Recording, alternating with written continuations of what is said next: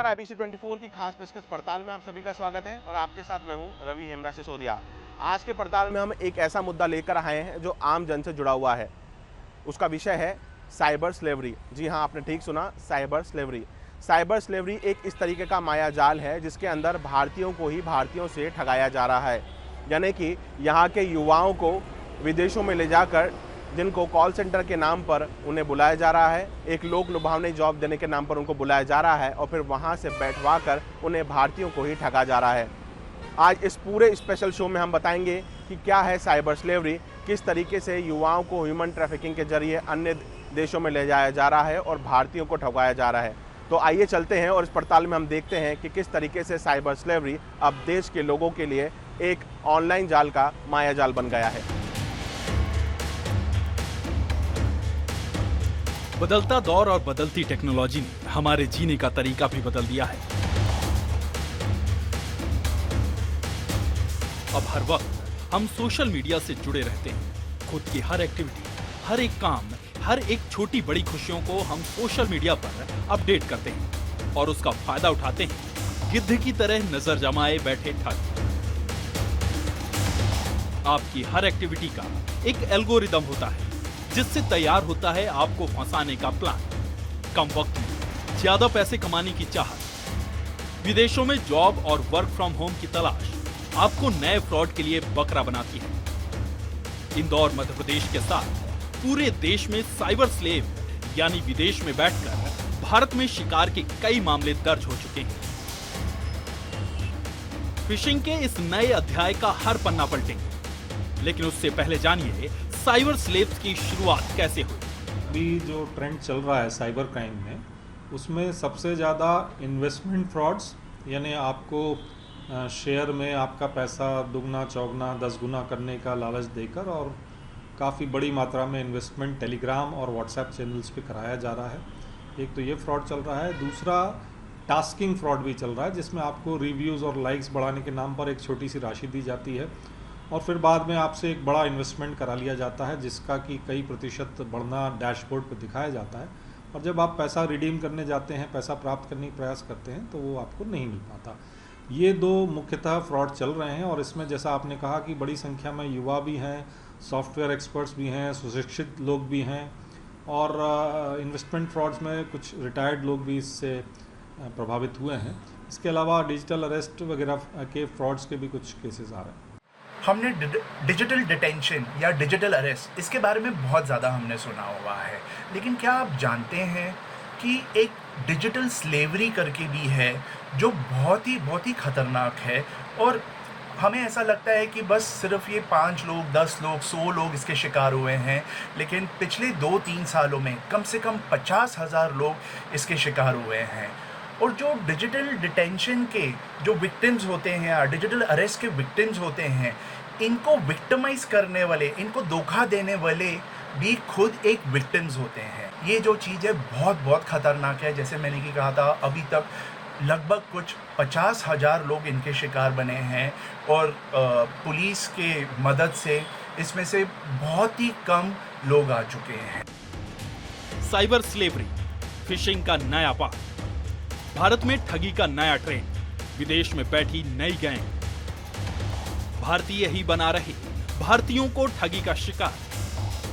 नौकरी दिलाने के नाम पर होती है ऑनलाइन भर्ती। नौकरी के लिए कंबोडिया बुलाती है ठग मंडली। एयरपोर्ट पर पहुंचते ही जब्त कर लेते हैं पासपोर्ट। उन लोगों से जबरन करवाते हैं साइबर फ्रॉड। काम नहीं करने पर दी जाती है शारीरिक प्रताड़ना।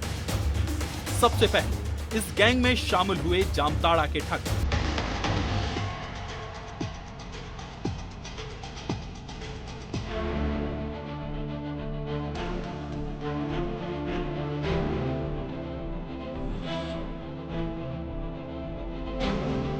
अभी हमने आपको बताया कि साइबर स्लेवरी क्या होता है और कैसे इसकी शुरुआत भारत में हुई है।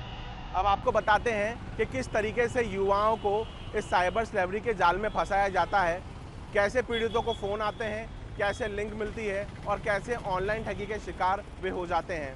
अब तक कितने ऐसे युवा हैं जिनको इस तरीके से साइबर स्लेवरी के माध्यम से विदेशों तक ले जाया गया है और उनसे ऑनलाइन फ्रॉड करवाया जा रहा है।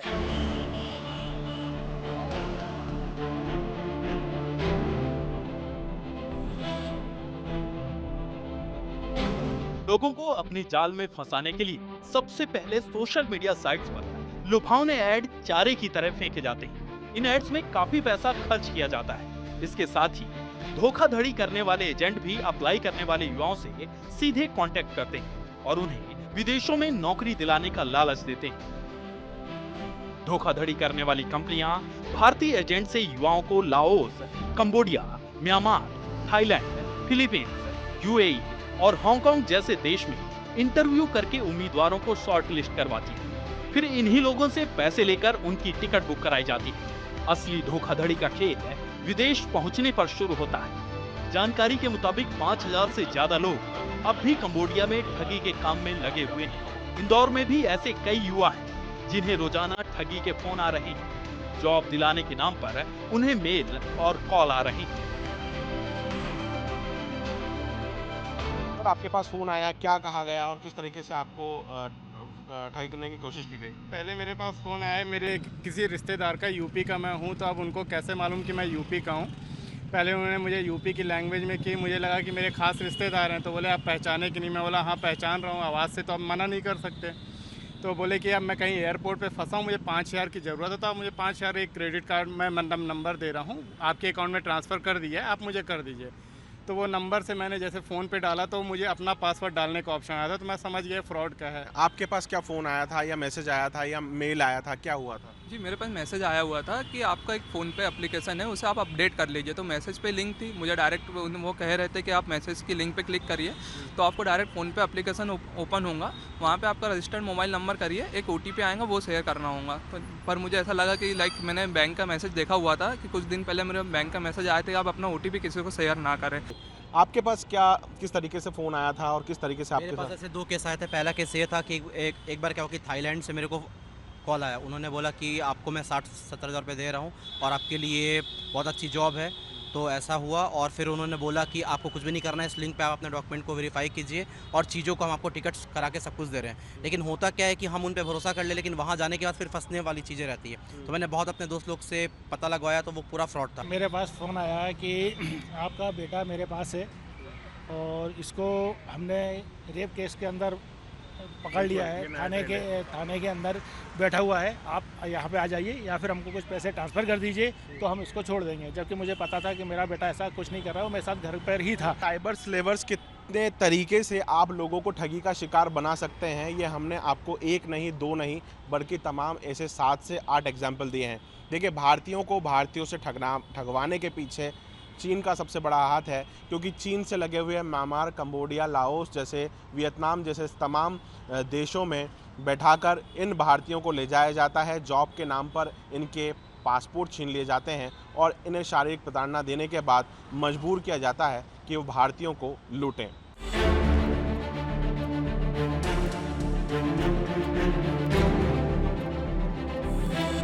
एक लिंक शेयर की जाती है और उस लिंक में इन्वेस्टमेंट के नाम से एक ऐप का नाम रहेगा जो कि अंतर्राष्ट्रीय राष्ट्रीय स्तर पर इस तरह के जो इन्वेस्टमेंट एडवाइजरी फर्म्स होती हैं प्रतिष्ठित, उनसे मिलता जुलता नाम रहता है। और उस लिंक को जब वो डाउनलोड करते हैं तो वो उनके गैजेट पर एक ऐप डाउनलोड हो जाता है और उस ऐप के माध्यम से फिर उनसे इन्वेस्टमेंट कराया जाता है। कि ये जो फ्रॉडस्टर्स है ये ज़्यादा करके एजेंट्स होते हैं, ये व्हाट्सएप, इंस्टाग्राम, फेसबुक या ईमेल, इनके ज़रिए ये ऐसे लोगों को ढूंढते हैं जो लोग बाहर की नौकरी ढूंढने की कोशिश कर रहे हैं। उनको कहीं ना कहीं से ये सारा डेटा मिल जाता है या तो वो ऐसे ही तुक्का मार देते हैं और लोगों को मैसेजेस करने चालू होते हैं।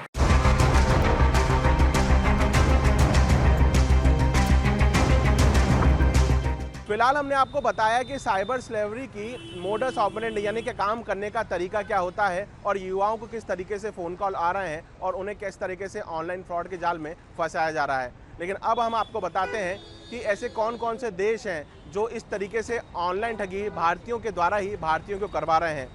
इंदौर, मध्य प्रदेश और देश में कुल कितनी शिकायतें दर्ज हुई हैं और इसके अलावा वो कौन कौन से प्लेटफॉर्म है जिसके माध्यम से लोगों को ठगा जा रहा है।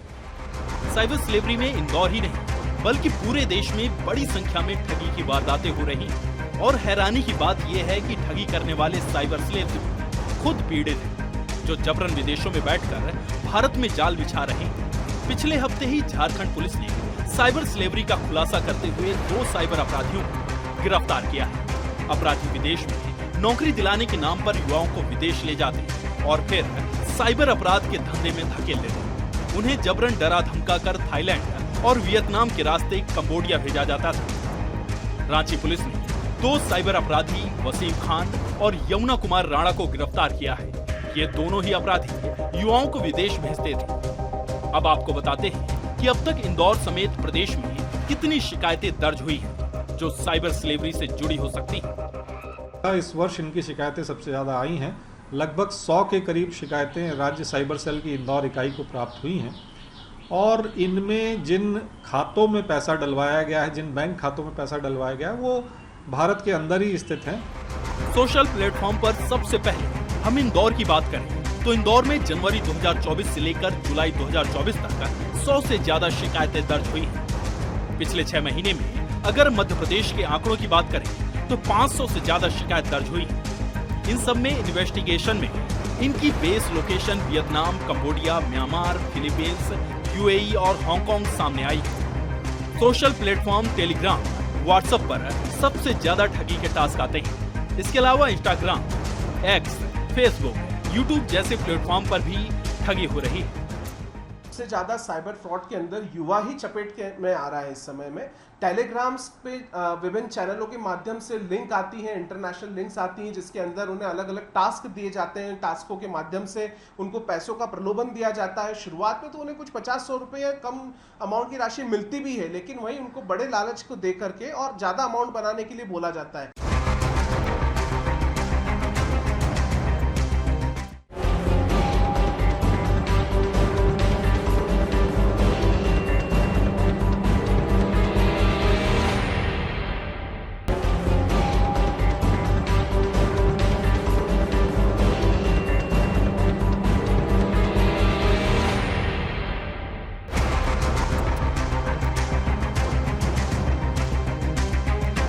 साइबर स्लेवरी पूरे भारत के लिए बड़ी समस्या बन गया है। रोजाना इंदौर सहित मध्य प्रदेश और पूरे देश भर में सैकड़ों ऑनलाइन ठगी की शिकायतें दर्ज हो रही हैं। लेकिन क्या भारतीय कानून व्यवस्था में इसके लिए कोई कड़े प्रावधान हैं? बीएनएस यानी भारतीय न्याय संहिता में इस बार कड़े कानून लाए गए हैं और इसे ऑर्गेनाइज क्राइम की श्रेणी में रखा गया है। तो आइए अब आपको बताते हैं कि इन अपराधियों के खिलाफ कितने सख्त सजा के प्रावधान हैं। सबसे पहले इन भारतीय युवाओं को देखिए जिन्हें कंबोडिया गवर्नमेंट ने रेस्क्यू किया है। चेहरे पर मायूसी और हाथ जोड़ते हुए भारत सरकार से विनती करते ये युवा जो गुहार लगा रहे हैं कि इन्हें जल्द ही कंबोडिया से निकाल लिया जाए। इन युवाओं को रेस्क्यू तो कर लिया गया, लेकिन भारत लौटने में इन्हें अभी भी 3 महीने का वक्त लग सकता है। इन युवाओं को डाटा एंट्री की जॉब के नाम पर एजेंट कंबोडिया लेकर गए और फिर वहाँ उन्हें साइबर स्लेवरी के काम पर लगा दिया गया। नहीं था, कंप्यूटर डाटा एंट्री का जॉब कह के हमें यहाँ बुलाया गया था और स्कैम के जॉब में लगा दिया गया था। इसलिए इंडियन एम्बेसी से हमारी गुजारिश है कि जल्द से जल्द हमें यहाँ से रिहा करवाया जाए और इंडिया हमारे घर सुरक्षित हमें पहुँचाने की कृपा की जाए।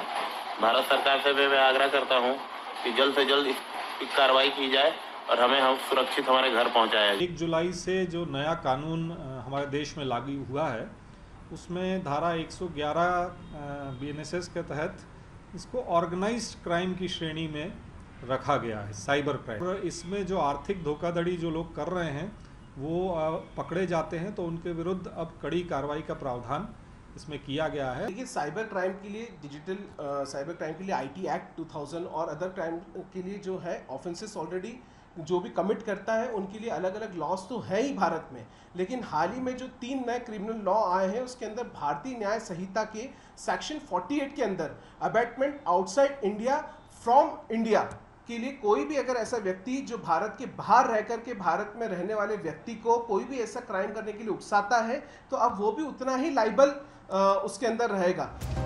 देश भर से करीब 5000 युवाओं को साइबर गुलामी से बचाने के लिए भारत सरकार प्लान बना रही है। जानकारी के मुताबिक पिछले 6 महीने में देश भर में करीब 500 करोड़ रुपए का नुकसान हुआ है। हाल ही में बढ़ते संकट को देखते हुए देश के गृह मंत्रालय और विदेश मंत्रालय ने इलेक्ट्रॉनिक और सूचना प्रौद्योगिकी मंत्रालय और भारतीय साइबर अपराध के प्रमुखों के साथ बैठक कर कंबोडिया में फंसे नागरिकों को बचाने और वापस लाने के लिए एक रणनीति तैयार की गई है। साइबर स्लेवरी क्या होती है, कैसे होती है, किस तरीके से देश के बाहर से ऑपरेट की जा रही है और भारतीय कानून व्यवस्था में कितने सख्त इसके लिए सज़ा है, ये सब हमने आपको बताया। लेकिन अब सबसे महत्वपूर्ण बात है कि किस तरीके से इससे बचा जा सकता है। तो आइए एक्सपर्ट से जानते हैं कि कैसे साइबर स्लेवरी से बचा जा सकता है, कैसे युवा अपने आप को ठगने से बचा सकते हैं।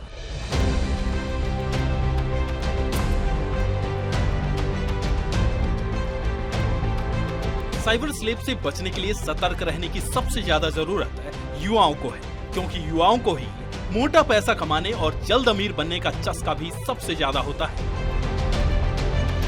लेकिन जब युवा अपने लालच के चक्कर में इस अंधेरे कमरे में फंस जाते हैं तो फिर ना इससे निकलने के लिए कोई दरवाजा दिखता है और ना ही कोई खिड़की। इसलिए साइबर स्लेवरी और तमाम ऑनलाइन ठगी से बचने का सिर्फ एकमात्र तरीका है और वो है सतर्कता। साइबर स्लेवर से कैसे रहें सतर्क? पुलिस की एडवाइजरी पर ध्यान देना जरूरी।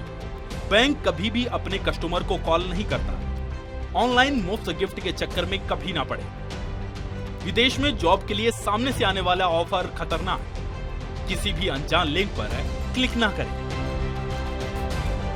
साइबर स्लेवरी और तमाम फ्रॉड से बचने का सिर्फ एक ही रास्ता है और वो है सावधानी और सतर्कता। रोजाना नए नए ट्रेंड लोगों को ठगने के लिए सामने आ रहे हैं। उनमें से ही एक है नया ट्रेंड साइबर स्लेवर। लेकिन कई लोग ऐसे भी हैं जिन्होंने सावधानी से अपने आप को एक बड़ी मुसीबत में फंसने से बचाया है। इंदौर राज्य साइबर सेल पुलिस के पुलिस अधीक्षक और cyber crime investigator Ritesh Bhatia भी आपको बता रहे हैं कि आपको क्या क्या सावधानी बरतना चाहिए।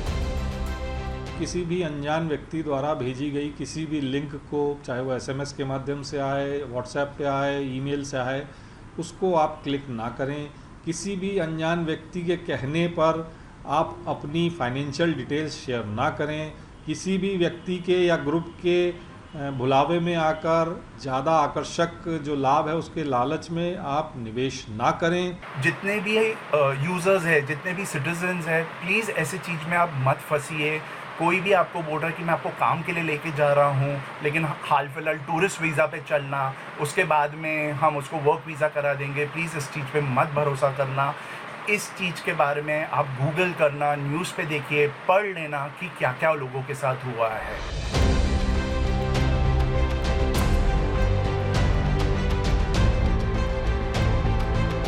सावधानी ही सुरक्षा है, यानी कि आपको सुरक्षित रहना है तो आपको सावधान भी रहना पड़ेगा।